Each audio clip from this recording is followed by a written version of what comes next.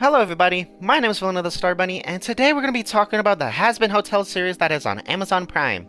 Now for the record, something I'm going to mention is this series is also a musical, and personally I don't really like musicals, but from all the soundtracks within the series, it's not that bad actually. I don't like musicals, but from this series, it's like pushing me to like it. Like, I'm not saying that the series is doing that in general. I'm just saying that the music within it is so good that like it's making me want to like get into more of musicals. But anyways, when it comes to this series, I've seen the original pilot when it first came out 4 years ago, and the fact that it came out 4 years ago is like, it's just crazy because like, not only that you realize that you're getting older, but at the same time that it's been like 4 years. Imagine like the process to get to this point. And so the fact how VivziePop can like get to the point that they can like have their own like TV show on a service, I think that's really cool because I want to have my own TV show one day. But anyways, when it comes to the actual series itself, the first episode was alright. I actually saw it on YouTube like because it's free. So if you haven't seen the first episode because you don't have Amazon Prime for some reason, it will be in the description below. But anyways,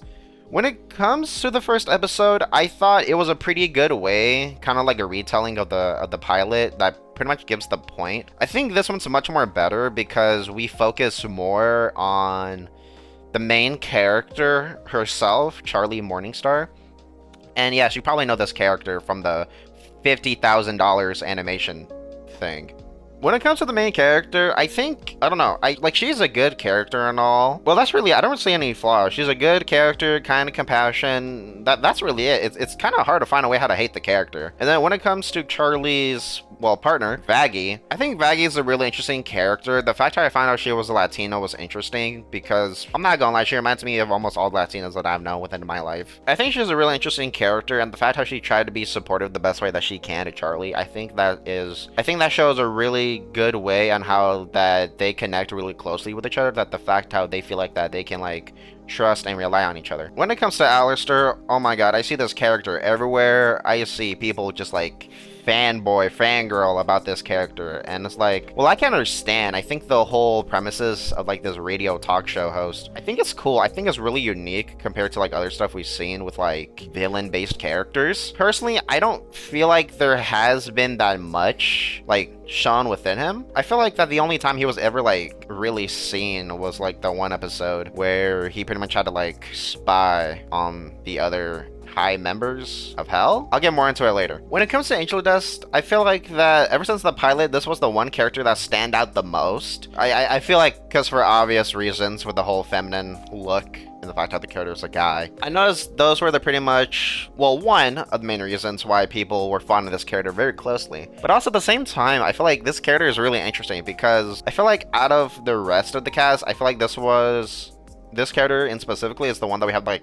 the most information about regarding their past history and all that other stuff. And overall, when it comes to the character, I feel like that he has like, I don't know, I feel like he's really charming, that to the point that every time I see this character on the screen, I just want to see what else that they would do. I like Angel Dust. I know that everybody doesn't really like the character, but I don't know, just that's just how I feel. All right, so then when it comes to Husk, oh my god, I love Husk so much because ever since the pilot, I had no idea about this character or any other like information about this character. Like, this character just existed and I had no idea like what role they would have. So after figuring out that they were originally a gambler and how they just lost all that power that they had, it like made me like, whoa, oh my god, this character has stuff going about them, and I can't wait to see how that gets fully explored. And also, I like Husk because he's voiced by the same character that does Spawn. And last out of the main cast is Nifty. There isn't that much about this character, it's just that this character is just psychotic, and I don't know why, I'm just like into that. I feel like when it comes to characters that are psychotic, there's always like a deep root reasoning and why. And that's something I kind of want to dissect on later within the series to see like what are this character's more background information that made them this way.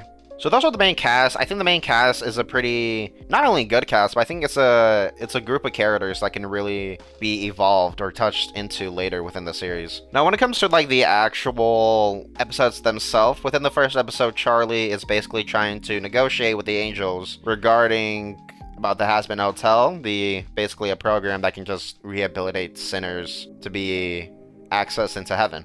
Overall, I think that idea itself is a pretty interesting idea. I've never seen anything like that from medias that I've seen. But pretty much, the angel says no, and how they're gonna, how do I say this on YouTube without being terminated? They're gonna grab their pesticide removing issue and bring that to a closer date.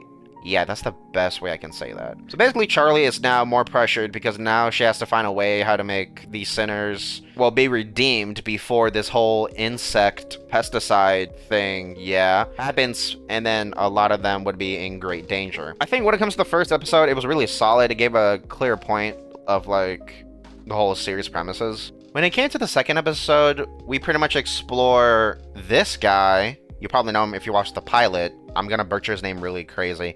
Serpentius?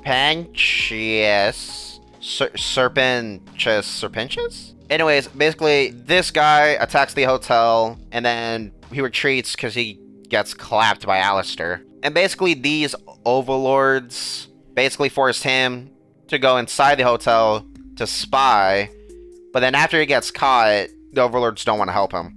And so Charlie, because being the overall positive character, still welcomes this character back in. I'm not gonna lie, I mean, the episode was pretty simple with how it went. I thought it was alright.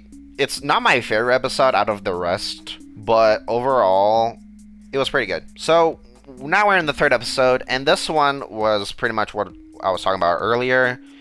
Because the entire population knows about the pesticide insect type thing going on, whatever, the overlords have a meeting regarding what are they gonna do to prevent more people from being I'm just gonna put this nicely and just say ragdolled. Yeah. And so Alistair's just chilling, vibing, and he grabs one of Serpentius' egg minions and goes to spy on two overlords having a conversation, because apparently one of them ragdolled an angel.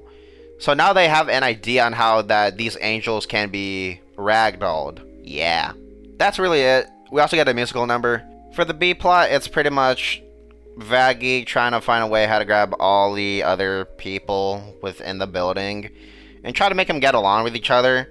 But that proves a little bit too difficult for her. But in the end, she eventually solves it by using war. Yeah, I kid you not. This episode was pretty better than the second one, I'm not gonna lie.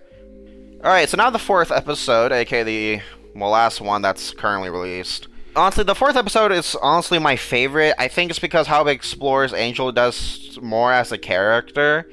And I don't think I can say a lot about the premises within this one, because it contains, let's say, trigger warning on trauma for people that survived a specific encounter.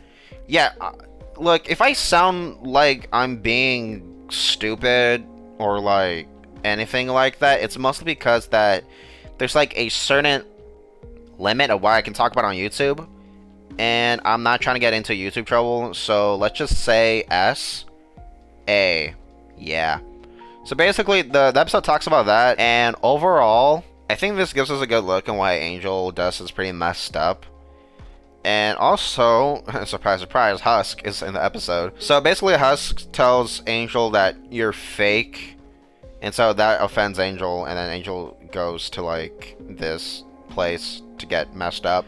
And when Husk comes over, he basically pulls Angel out of that and talks to him, like, real talk. And then, boom, they have a musical number. Surprise, surprise. Yeah, funny way how to bring the tension. Within this musical number, we actually seen on how Husk actually lost his overlord powers to Alistair over a gambling game. Which, not only that this gives more context within Husk, but it also gives more context within Alistair as well, and how like they became an overlord. Because if you haven't noticed within the pilot just explicitly stated that he just appeared one day and then he just had powers. Within all the musical numbers, this musical number is honestly the best one within the series yet. And maybe I'm a little bit biased because I just like hearing Spawn sing. Yeah, anyways, when it comes to the whole series itself, I have a lot of faith that the series is going to turn out pretty good. If you haven't seen the series, I honestly recommend it. You will find yourself liking the show within some part of it. If you made it this far within the video, I would like to personally promote my Twitter and Instagram. Sorry, I mean X. and Instagram. Yeah. Anyways, point is, if you want to see more commentary within these videos without restrictions, you can follow these. And also, if you want to see some more artwork or just support me or whatever, well, yeah, they're there. Please like and subscribe as it helps my content grow. I want to be able to reach 1,000 before the end of this year. Anyways, bye. I love you all. Bye, everybody.